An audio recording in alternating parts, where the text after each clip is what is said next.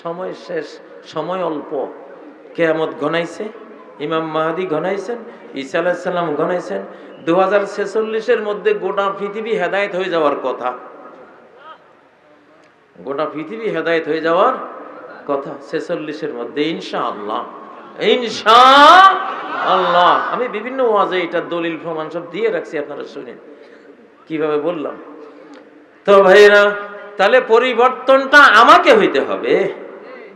আমি যদি রাতে তাহাজ্জুদ পড়ি, তাহলে আমার মেম্বার চেয়ারম্যানও আল্লাহ এমন দিবেন, রাতে তাহাজ্জুদ পড়ে আল্লাহর কাছে দোয়া করবে, আল্লাহ আমার এই ইউনিয়ন, আমার এই ওয়ার্ডের মানুষগুলিকে তুমি সুখী করো, রোগীদেরকে শিফা করো, দরিদ্রদেরকে তুমি দারিদ্র মুক্ত করো। এরকম মেম্বার দিবেন কিনা আল্লাহ?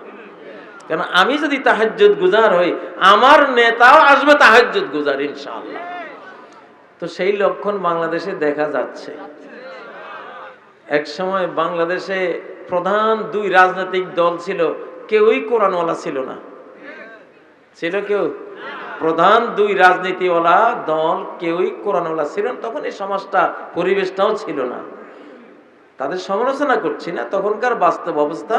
তখন কেউ কোরআনওয়ালা ছিল না।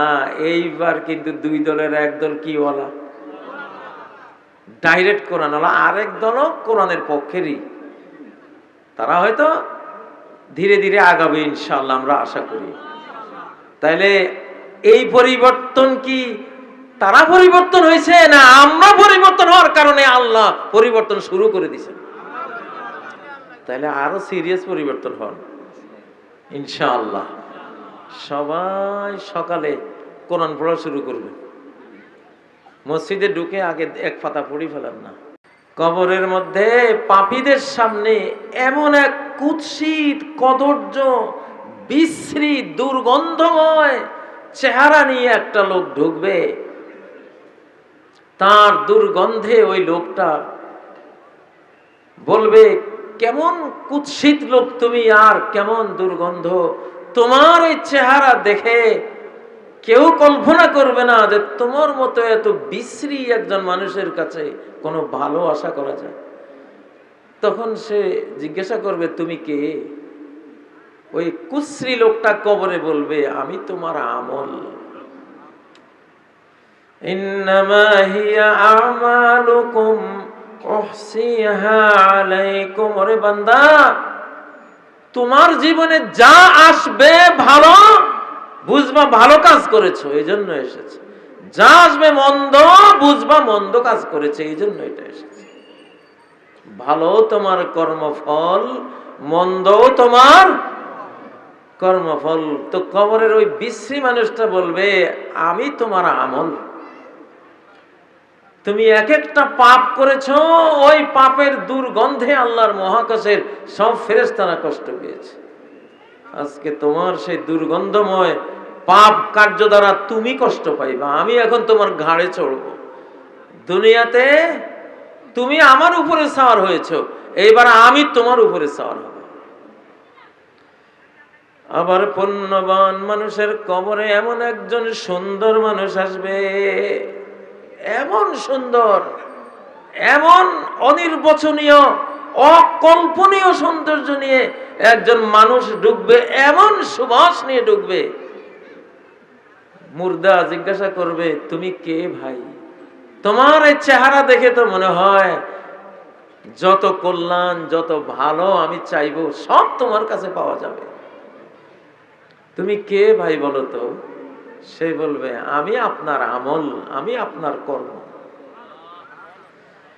আল্লাহু আকবার। কারা কারা সরকার পরিবর্তন করতে চান? আচ্ছা, তাহলে কোরআনে কি বলে? আপনাকে কি হইতে হবে? পরিবর্তন হইতে হবে। আপনি যদি হারাম খান, তাহলে আপনার চেয়ে বড় হারামখোর সরকার হইয়া আসবে বাংলাদেশ। ঠিক না বে ঠিক? আল্লাহ বলেন সূরা নামে, ওয়াকাযালিকা নুওয়াল্লি বা'দায যালিমিনা বা'দা। এইভাবেই আমি এক জালিমের উপর আরেক জালিমকে আমি কর্তৃত্ব দিয়ে দিই, সরকার বানাই দিই। বুঝেন না? আমাকে মেম্বার সাহেবরা গম চুরি করে কা, নিশ্চয় আমরা দোকানদারি করতে গিয়া আমরা কিছু চুরিদারি করি, ঠিক না? মাপে কম দেই না। 1 নাম্বার জিনিস কইয়া 2 নাম্বার 3 নাম্বার জিনিস বিক্রি করি না? হ্যাঁ, করি তো। তারপরে বনের হক খাইয়া ফেলি না ভাইয়েরা? হ্যাঁ, খাই কি না? ও ভাইয়েরা, চুরি করতে করতে একটা প্রতিবেশীর একটা জিনিস, প্রতিবেশীর একটা মানি ব্যাগ রাস্তায় পড়ে গেছে। এখন এমন যুগ, 99% জন মনে করে যাক একটা লুটের মাল পাইছি, ঠিক না? হ্যাঁ, মোবাইল একটা হারাই গেলে এক সময় ছিল এগুলি বিজ্ঞপ্তি দিয়ে মানুষ দিত, এখনো আছে, মানুষ খুব কম, ঠিক না? তা আমাদের চুরির কারণে আমাদের নেতা যারা আসবে, ওরা কি গৃহস্থ আসবো? ওরা কি আসবো? সাধু আসতো না, ওরাও চোর আসবে, আরো বড় চোর। এটাই বলে কোরআন। কোরআন এটাই বলে, আল্লাহ তো ম্যাচিং করে দেবে, মিল করে দেবে, বেমিল তো আল্লাহ দিবেন না। হযরত আলীরই একজন বলছি যে আপনার সরকারের আমলে এত গন্ডগোল কা?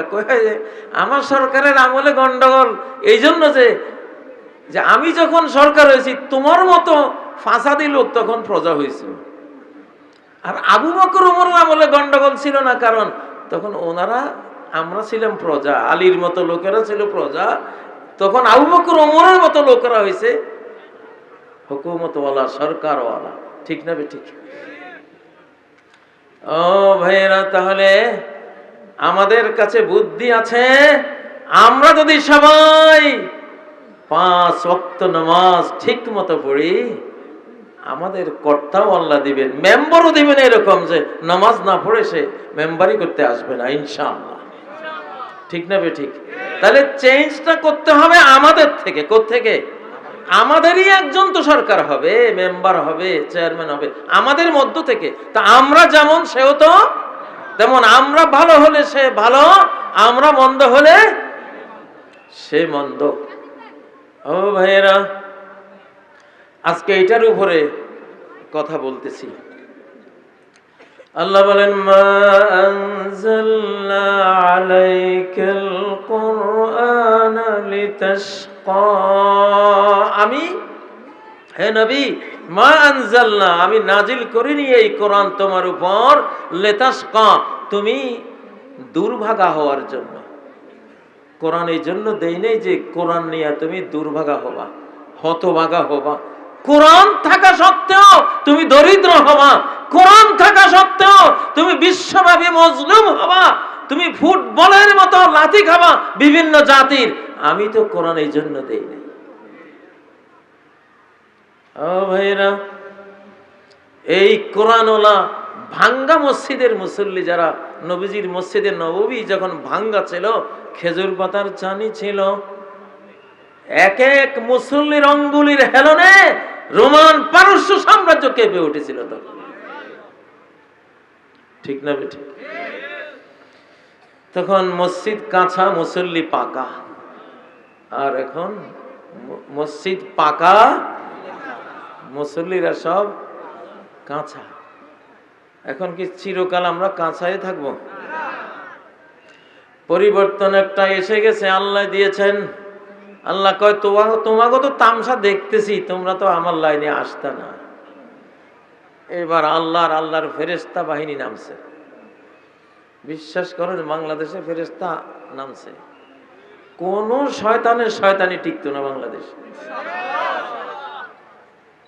মা নুনাজ্জিলুল মালাইকাতা ইল্লা বিল হক।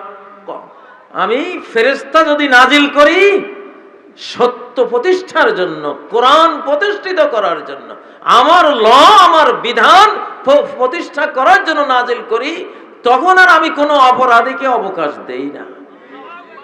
অপরাধীরা সুযোগ পায় না, পাবে না। ওয়ামা কানু ইযাম মুনজারিন, তাদেরকে আর সুযোগ দেওয়া হবে না, সুযোগ দেওয়া হবে না।